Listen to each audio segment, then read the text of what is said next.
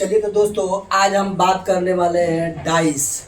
Dice का हम लोग पढ़ रहे हैं चैप्टर, डाइस चैप्टर पढ़ रहे हैं, जिसमें हम लोग पढ़ रहे हैं नॉट नो स्टैंडर्ड मतलब नॉन सरफेस कॉमन। हम लोग क्या पढ़ रहे हैं? नॉन सरफेस मतलब नो सरफेस कॉमन। हम लोग क्या पढ़ रहे हैं? नो सरफेस कॉमन मतलब कोई सतह समान नहीं।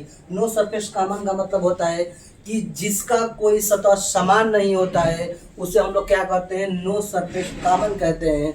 तो नो सरफेस कॉमन ये दो टाइप के होते हैं। पहला होता है स्टैंडर्डाइज और दूसरा होता है नॉन स्टैंडर्डाइज। स्टैंडर्डाइज को कहते हैं हम लोग मानक पासा और नॉन स्टैंडर्डाइज को हम लोग कहते हैं साधारण पासा। क्या कहते हैं? साधारण पासा। इससे पहले हम लोग डाइस का 3-4 वीडियो में पढ़ चुके हैं। जैसे हम लोग पहला वीडियो में पढ़े थे, पहला वीडियो जो हम लोग कलर डाइस का बनाए थे उसमें पढ़े थे वन सरफेस कॉमन मतलब एक सतह समान। दूसरा वीडियो बनाए थे हम लोग टू सरफेस कॉमन मतलब दो सतहें समान, जिसका दो सतह समान हो। आज हम लोग पढ़ने वाले हैं, देखिए, नो सरफेस कॉमन जिसका कोई सतह समान नहीं हो, कोई सतह समान नहीं हो। इसमें भी हम लोग तीसरा वीडियो, आप लोग चौथा वीडियो पढ़े थे, तीसरा और चौथा वीडियो पढ़े थे कि देखिए स्टैंडर्डाइज मतलब मानक पासा। मतलब कल हम लोग जो वीडियो पढ़े थे, मतलब जो हम लोग कल वीडियो बनाए थे उसमें हम लोग पढ़े थे स्टैंडर्डाइज यानी मानक पासा। मानक पासा में हम लोग क्या पढ़े थे? जिसका कोई पड़ोसी सतह का योग 7 नहीं होता है। क्या होता है? पड़ोसी सतहों का योग 7 नहीं होता है, उसे हम लोग क्या कहते हैं? मानक पासा यानी स्टैंडर्डाइज कहते हैं। देखिए कल हम आप लोग को बताए थे, देखिए इसमें कितनी दो पड़ोसी सतहों का योग 7 हो रहा है? नहीं हो रहा है। क्या है? 6 और 5 को ऐड करेंगे तो क्या होगा? 11 होगा यानी 11 होगा। देखिए 6 और 4 को ऐड करेंगे तो क्या होगा? 10 होगा यानी 10 होगा। देखिए 4 और 5 को ऐड करेंगे तो क्या होगा? 9 होगा। लेकिन 7 नहीं बन रहा है। 7 मतलब 7 नहीं बन रहा है। इसे हम लोग क्या कहते हैं? मानक पासा कहते हैं। क्या कहते हैं? मानक पासा। ये लोग मानक पासा हम लोग पढ़ लिए। मानक पासा में क्या होता है? विपरीत सतहों का योग 7 होता है। क्या होता है? विपरीत सतहों का योग 7 होता है। जैसे 5 है यहाँ पे यानी 5 है, तो 5 का जो विपरीत होगा क्या होगा? 2 होगा यानी 2 होगा। 5 का क्या होगा? 2 होगा। 4 का क्या होगा? 3 होगा यानी 4 का 3 होगा। 6 का क्या होगा? 1 होगा यानी 6 का क्या होगा? 1 होगा। इसका मतलब क्या होता है? विपरीत सतहों का योग 7 होना चाहिए, पड़ोसी सतहों का योग 7 नहीं होना चाहिए। तो ये हम लोग पढ़ लिए हैं। आज हम लोग पढ़ेंगे, देखिए, नॉन स्टैंडर्डाइज में मतलब साधारण पासा। तो साधारण पासा में क्या होता है? देखिए इसमें लिखा हुआ है, देखिए, ऐसा पासा जिनकी किन्हीं दो पड़ोसी सतहों पर लिखे अंकों का योग 7 होता है। मतलब दो पड़ोसी सतहों का योग मतलब 7 होना चाहिए ना। पड़ोसी सतह, देखिए इसमें पड़ोसी सतह देख लेंगे, 4 और 3 मिलकर 7 हो रहा है ना। 4 और 3 मिलकर 7 हो रहा है। देखिए साधारण पासा में पड़ोसी सतहों का योग 7 हो रहा है, लेकिन इसमें देखिए मानक पासा में पड़ोसी सतहों का योग 7 नहीं हो रहा है। मतलब दोनों में अंतर है।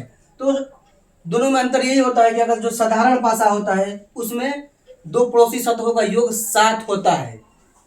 दो पड़ोसी सतहों का योग 7 होता है। तो इसका जैसे देखिए, ऐसा पासा जिनकी किन्हीं दो पड़ोसी सतहों का लिखे अंकों का योग 7 होता है, साधारण पासा कहलाता है। क्या कहलाता है? साधारण पासा कहलाता है। साधारण पासा में कोई अकेली सतह कभी किसी की सतह का विपरीत नहीं होता है। मतलब क्या होता है? कोई अकेली सतह कभी किसी सतह का विपरीत नहीं होता है। जैसे हम मान लिए 2 का विपरीत क्या होगा? 2 का विपरीत क्या होगा? तो जो इसमें नहीं दिख रहा है, जो अंक इसमें नहीं दिख रहा है, जो लेटर इसमें नहीं दिख रहा है, वो इसका विपरीत होगा। कभी कोई अकेला नहीं होता है। क्या होता है? अकेला नहीं होता है। एक डाइस में कितने होते हैं? 6 अंक होते हैं। क्या होते हैं? एक डाइस में 6 अंक होते हैं। जैसे हम लिख देंगे वहाँ पे 1 2 3 4 5 6, 6 अंक होते हैं एक डाइस में। 6 अंक होते हैं तो क्या होता है? आप लोग लूडो छक्का खेले होंगे, देखते होंगे कि 1 से लेकर 6 तक उसमें अंक होता है। तो यही होता है, इसी को हम लोग पासा कहते हैं। मतलब जो लूडो छक्का हम लोग खेलते हैं उसको हम लोग क्या कहते हैं? पासा कहते हैं। तो इसमें क्या होता है? साधारण पासा में किसी भी का अगर अपोजिट निकालना हो, किसी का भी अगर अपोजिट निकालना, अगर 2 का अपोजिट हम निकालेंगे तो इसका कोई अपोजिट अकेला नहीं होगा। जब भी होगा कि जो इसमें अंक नहीं दिख रहा है, जितने भी अंक नहीं दिख रहा है, वो क्या होगा, इसका विपरीत होगा। जैसे देखिए 2 का विपरीत 1 होगा, 5 होगा, 6 होगा। क्या होगा, 1 होगा, 5 होगा, 6 होगा। 1, 5 और 6 मतलब 1, 5 और 6 क्या होगा, ये 2 का विपरीत हो सकता है। 2 का विपरीत हो सकता है। जैसे अगर 3 का विपरीत ले लें, 3 का विपरीत ले लें तो इसमें क्या होगा, 1 होगा, 5 होगा, 6 होगा।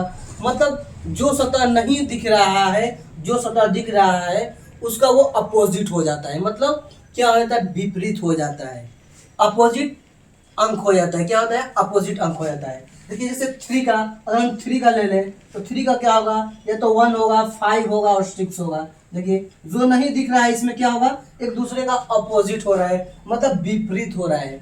मतलब विपरीत सतह है, जितने सतह नहीं दिख रहे हैं वो सतह क्या हो जाते हैं, विपरीत हो जाते हैं। जैसे हम 4 का ले रहे, देखिए 4 का, तो 4 का क्या होगा, या तो 4 का 1 होगा, 5 होगा, 6 होगा। मतलब जो सतह नहीं दिख रहा है वो सभी सतह क्या हो जाता है, सभी सतह दिखने वाले सतह का वो अपोजिट हो जाता है। देखिए यहाँ पे लिखा है साधारण भाषा में कोई अकेली सतह, देखिए साधारण भाषा में कोई अकेली सतह कभी किसी सतह का विपरीत नहीं हो सकता है। मतलब कोई अकेला विपरीत नहीं होगा, होगा तो सभी जो नहीं दिख रहा है वो सभी का होगा, एक दूसरे का विपरीत होगा।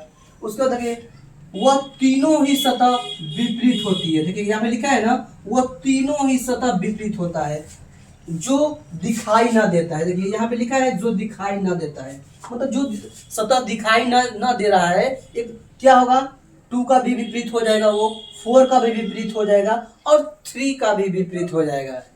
2 का, 4 का, 3 का क्या होगा, जो सतह नहीं दिखाई दे रहा है, देखिए क्या क्या नहीं दिखाई दे रहा है इसमें, 1, 5 और 6 नहीं दिखाई दे रहा है। तो ये सबका क्या होगा, सबका ये विपरीत हो जाएगा, यानी अपोजिट हो जाएगा। क्या होगा, अपोजिट लेटर हो जाएगा। जैसे हम एक और डाइस बना लेते हैं। देखिए अगर एक यहाँ पे हम एक डाइस बना लेते हैं, देखिए यहाँ पे एक हम अगर डाइस बनाएंगे, देखिए अगर इसमें हम पूछ लें, देखिए आप लोगों से कि एक दूसरे का अपोजिट क्या होगा, तो आप लोग क्या बताएंगे। देखिए एक दूसरे का अपोजिट क्या होगा, बताइए।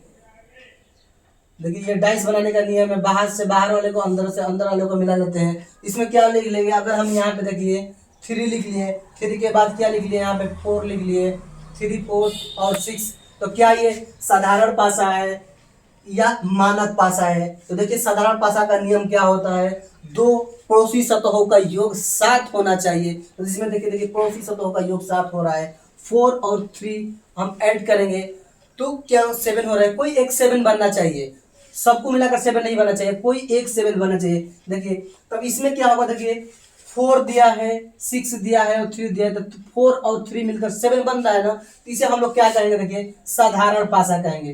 क्या कहेंगे, साधारण भाषा कहेंगे।